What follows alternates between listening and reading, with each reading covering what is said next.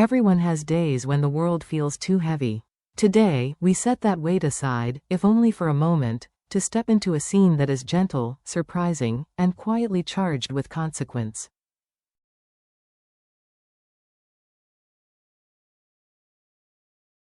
This is not a grand declaration of love. There are no flowers, no applause, no audience.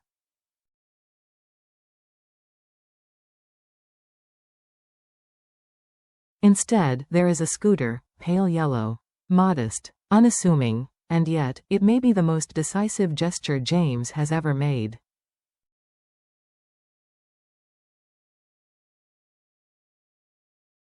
Because sometimes, the smallest gifts do not decorate a life, they redirect it. James doesn't bring Diep to the scooter shop to impress her.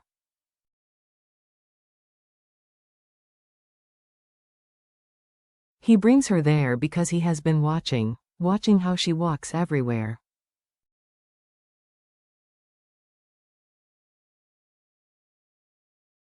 How she carries weight meant for two people, how she rushes home before the sky darkens.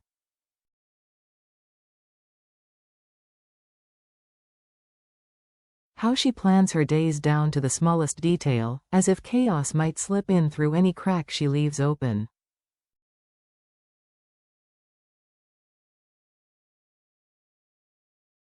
The scooter he chooses isn't flashy, it doesn't roar, it doesn't demand attention. It sits near the window, bathed in softened sunlight, pale yellow, calm, steady.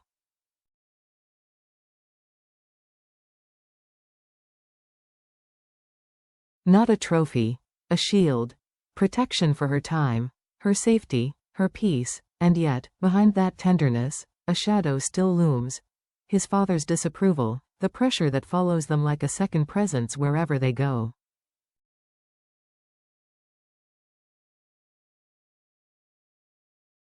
This is a gift wrapped in love and risk. The key rests in Diep's open palm, too cold for something meant to be warm.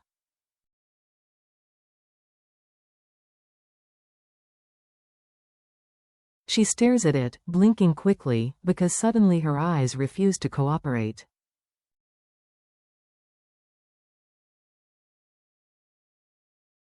The showroom lights are bright. Scooters line up like polished promises, but her throat tightens anyway.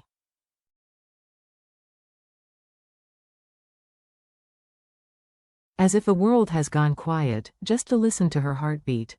James doesn't smile like a man proud of his purchase.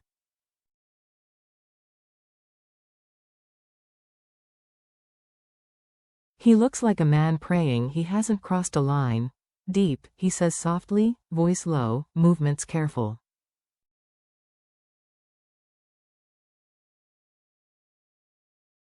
As if one wrong step could send her back to the life where she carried everything alone.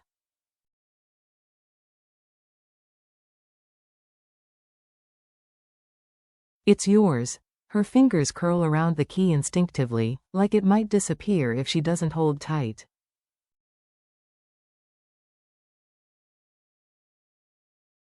James, you can't just, I can, I know, he cuts in gently, then softens even more.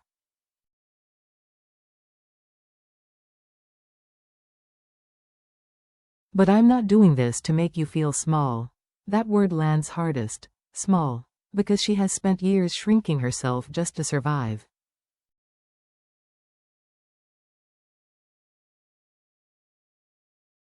Walking everywhere. Selling. Saving. Circling the same two items in her notebook again and again.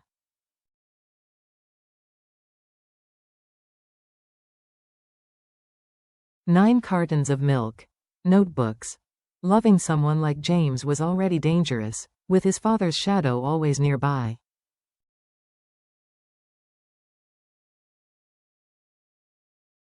Accepting something from him feels like stepping into a spotlight she never asked for.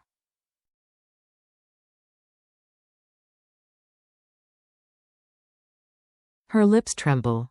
Your father will. My father doesn't get to decide what you deserve, James says, steady as a promise.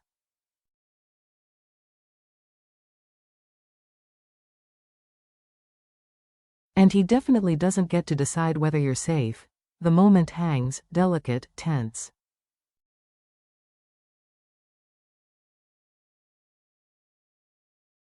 And then, like a door opening, her mind slips backward.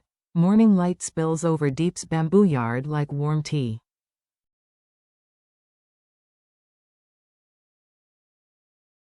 She moves quietly, packing goods, checking her notebook, keeping her life neat because chaos always waits just outside.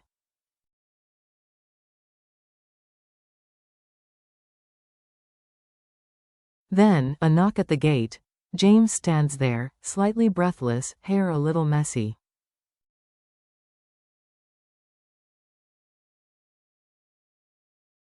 No motorbike? She laughs. You walked here? I did. He rubs the back of his neck, a small gesture, as if hiding how badly he wants to be close to her.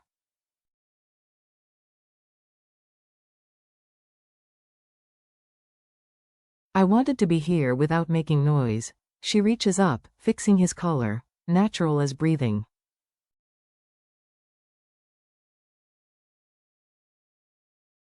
Are you trying to impress me? Maybe, he admits, eyes bright. Or maybe I'm thinking about you too much.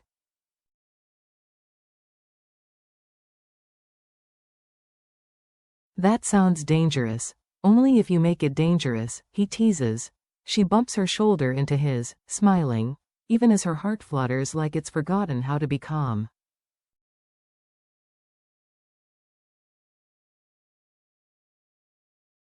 I still have to buy things for NHI. I know, he says gently, seriously.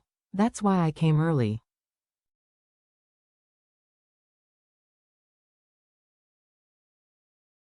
I don't want you running everywhere alone. There it is. Love wrapped in practicality.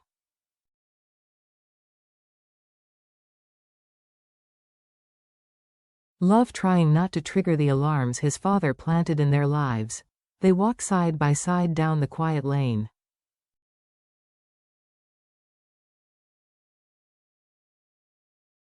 The air smells of wet leaves and rice steam. Without thinking, James shifts to the outer side of the sidewalk, shielding her from passing scooters.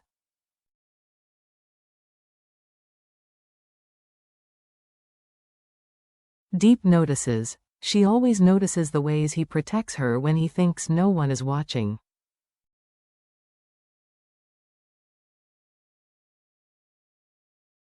Then she sees the sign. A scooter shop. She slows, confusion rising, soft, honest, not cold.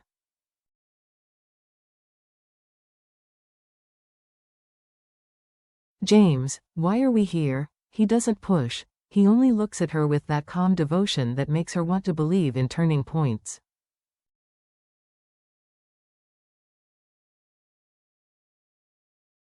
Because I see you carrying too much, because you walk too far, because you rush back.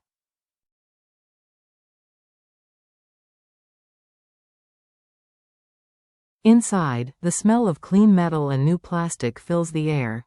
Diep drifts between the rows like she's afraid to touch hope with her hands.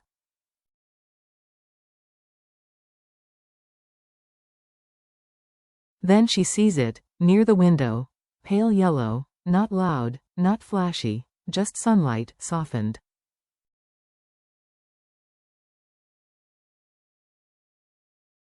She steps closer before she can stop herself.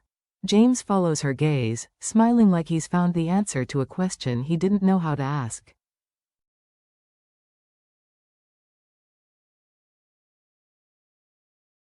That one, she murmurs, it's cute, it's you, he says simply, and her chest aches.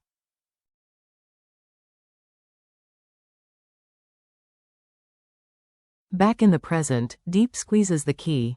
If I take this, she whispers, people will say I owe you.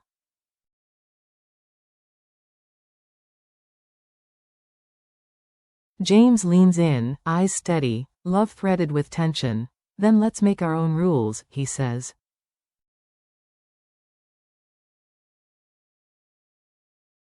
You don't pay for kindness. The paperwork finishes. James reaches for the key, then stops.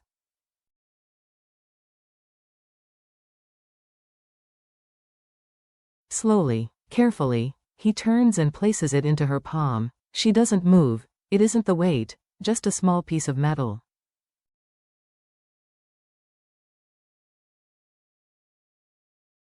A quiet click. It's what it represents. A new way home. A new kind of help. A line written into her life that says,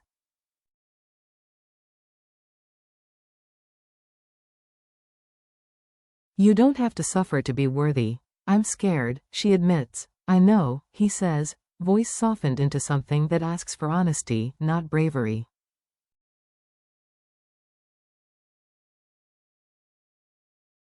"But you're not taking this because you're weak. You're taking it because you've been strong for too long."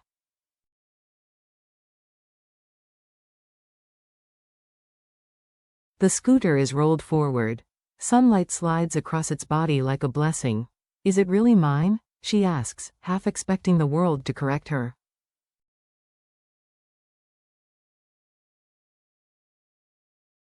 "Really yours." Outside, the day is loud again. Vendors call. Engines pass. Life continues.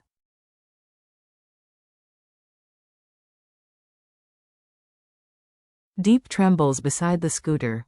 James notices, of course he does. He steps closer, not crowding her.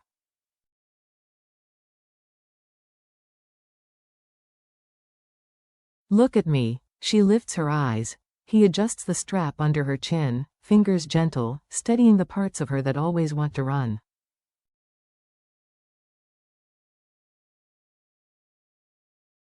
"Do you trust me?" "I do." "Then trust this." "I'm not buying your love, I'm protecting your time."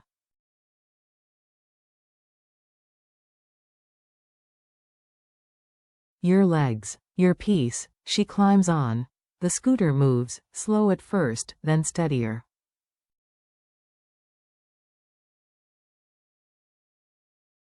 Wind lifts strands of her hair. A startled laugh escapes her. For the first time, the road opens differently.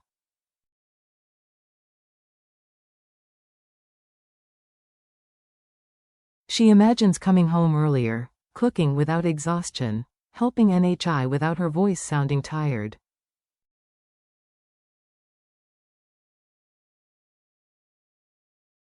The thought nearly makes her miss the turn. James steadies them. "This changes everything," she admits.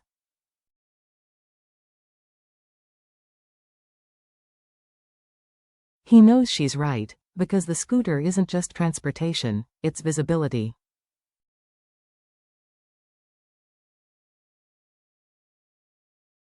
Choice. A declaration the world will notice. Even his father. The phone rings. James doesn't answer.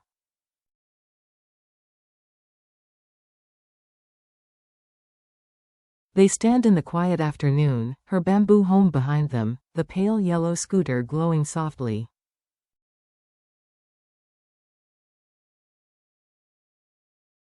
"Promise me something," Diep whispers. "Don't let this gift become a chain." James presses her hand, key and all, to his chest.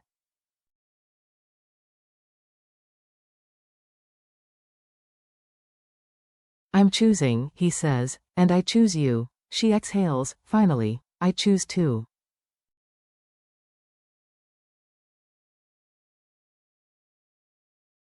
He kisses her forehead, slow, careful. Behind them, the scooter gleams. Quiet, bright.